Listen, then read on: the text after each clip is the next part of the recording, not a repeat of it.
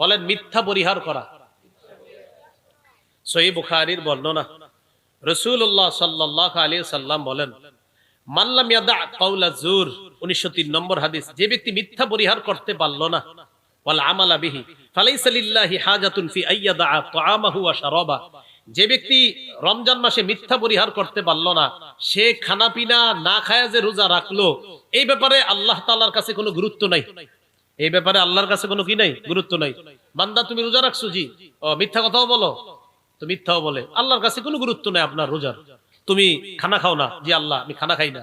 ও পান করো না, না, জিহ্বা দিয়ে মিথ্যা বলনি, মিথ্যা বলে, তো তোমার এই রোজার গুরুত্ব নেই।